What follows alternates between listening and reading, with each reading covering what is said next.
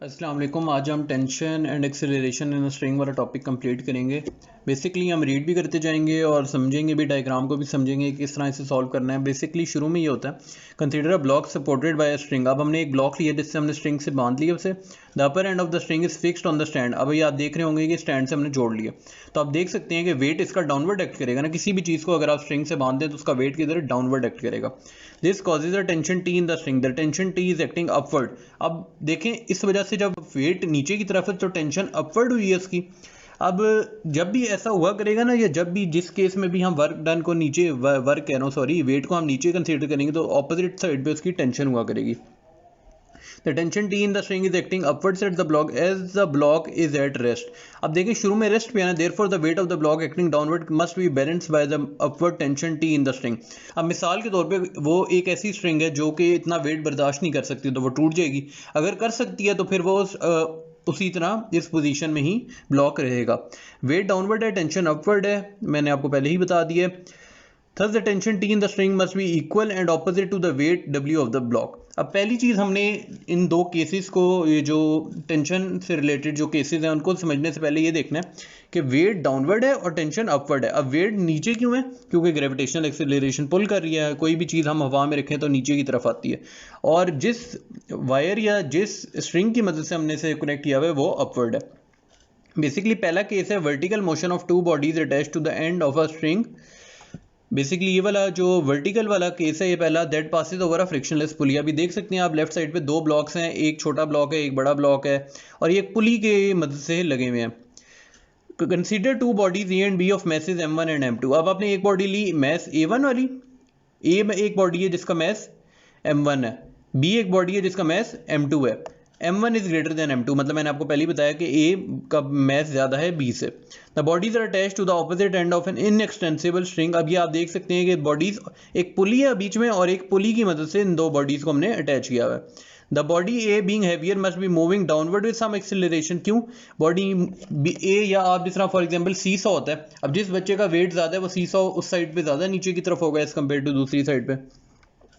The body A being heavier must be moving downward with some acceleration. Let this acceleration be A. At the same time, the body B attached to the other end of the stream moves up. अब आप देखेंगे अगर A नीचे की तरफ जा रहा है तो जाहिर बात है, क्यों? क्योंकि A का मैस वेट ज़्यादा है एज कम्पेयर टू B, और B ऊपर की तरफ आएगा। At the same time, the body B attached to the other end of the string moves up with acceleration A. ये मैंने आपको पहले ही बता दिया।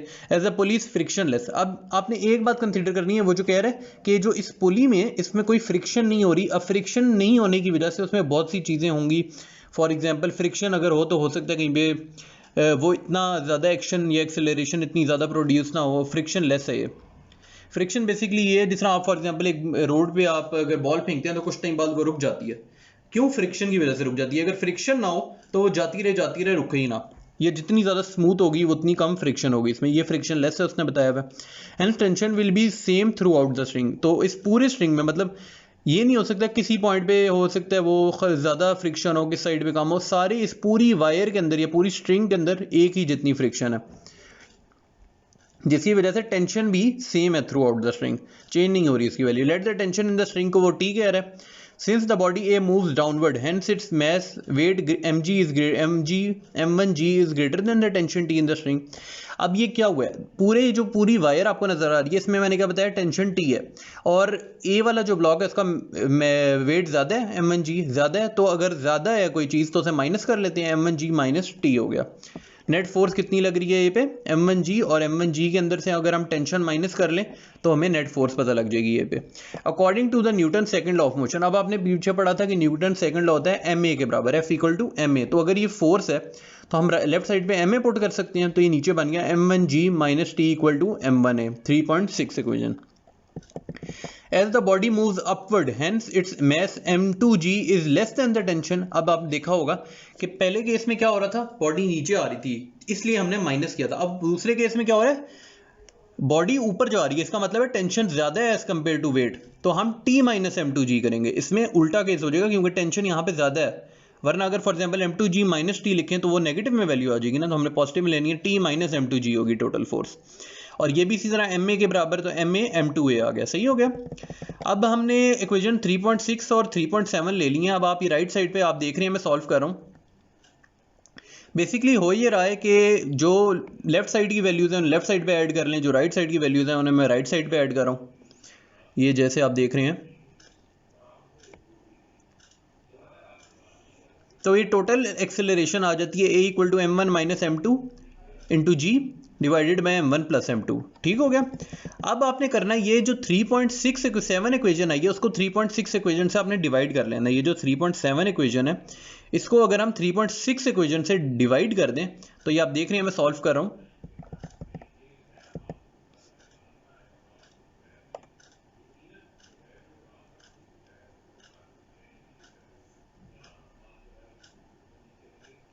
अच्छा, अब ये आप देख रहे हैं कि above arrangement is also known as एटवर्ड मशीन, और ये इसकी जी की वैल्यू निकाली हुई है, ये भी मैं सॉल्व कर रहा हूँ राइट साइड पे आप देख सकते हैं। जैसे basically substitution multi addition division ही हो रही है। मतलब पहले जब हमने एक्सेलरेशन निकाली थी तो हम डिवाइड ऐड कर रहे थे, फिर हमने डिवाइड जब हमने टेंशन निकालनी थी तो हम डिवाइड कर रहे थे, और ये ग्रेविटेशनल एक्सेलरेशन की वैल्यू आ गई।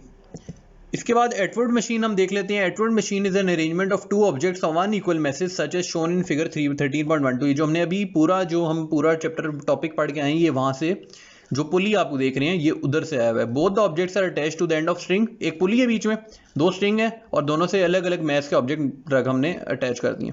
This arrangement is sometime used to find the acceleration due to gravity, भी हम फाइंड कर सकते हैं इसकी मदद से। इसके बाद हम आ जाते हैं सेकंड केस पे, जो है motion of two bodies attached to the end of a string that passes over a frictionless pulley such that one body, आप देख रहे हैं एक बॉडी क्या है वर्टिकल है और दूसरी हॉरिजॉन्टल है, और बीच में हमने पुली लगा दी है। कंसीडर टू बॉडीज ए और बी, हमने एक बॉडी ले ली, ए का मैस m1 है, ए बी का मैस m2 है, और हमने एक स्ट्रिंग की मदद से इन्हें जोड़ दिया, बीच में पुली है। Let the body A moves downward, अब ए बॉडी मूव्स डाउनवर्ड हो रही है विद एक्सेलरेशन कितनी है a है। Since the string is inextensible, therefore body B also moves over the horizontal surface with the same acceleration A। मतलब क्या हो रहा है, since the string inextensible है तो बॉडी B भी राइट साइड पे मूव करेगी, मतलब उसमें इतनी फ्रिक्शन नहीं लग रही है, एज द पुली फ्रिक्शनलेस है, मैंने आपको पहले ही बताया। तो टेंशन सेम रहेगी थ्रू आउट द स्ट्रिंग। ये दोनों केसेस में एक ही चीज हो रही है कि टेंशन जो है वो स्ट्रिंग में सेम रह रही है क्योंकि हम फ्रिक्शनलेस यूज कर रहे हैं पुली। Since body A moves downward, therefore its weight m1g is greater than the tension। मतलब m1g माइनस टी हमने क्यों किया, क्योंकि आप देख रहे हैं अगर फॉर एग्जांपल बॉडी उधर ही रहती तो m1g और t सेम होते, पर बॉडी नीचे आ रही है तो हम इस वजह से m1g माइनस टी लेंगे इधर। न्यूटन सेकंड लॉ का अगर हम मूव यूज करें तो m1 आ गया। The force acting on the body are weight m2g of the body acting downward. ये आप देख रहे हैं वेट मतलब फॉर एग्जांपल अगर वेट बी का छोटा हो तो जल्दी ये नीचे आएगा, अगर ए का बी का ज्यादा हो तो ए आहिस्ता नीचे आएगा, या हो सकता है ही ना इतना ज्यादा हो फर्क आ जाए। Reaction are of the horizontal surface acting on the body upward. आपने जिस तरह पढ़ा है ना कि हर बॉडी का हर एक्शन का एक ऑपोजिट रिएक्शन होता है, तो अगर वेट नीचे है तो बॉडी आगे रिएक्शन भी शो करेगी।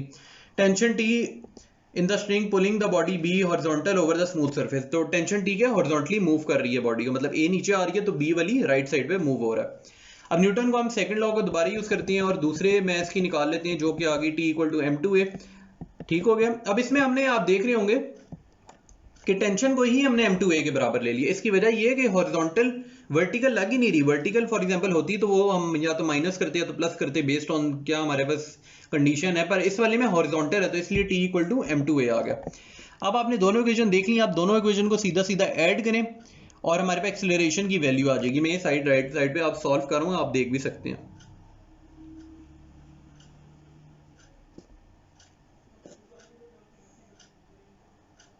अच्छा, ये अब आप देख रहे हैं कि हमारे पास a की वैल्यू आ गई है 3.12 इक्वेशन से, और इसे हम 3.11 ये जो हमें इक्वेशन नजर आ रही है 3.11, अब a की वैल्यू को हम 3.11 में पुट कर दें अगर, तो ये फिर हमें टेंशन की वैल्यू मिल जाती है equal to T equal to m1 m2 divide by m1 plus m2 into g. ये हमें सेकंड जो हमने उसका केस देखा है पुली वाला वो कंप्लीट हो चुका है।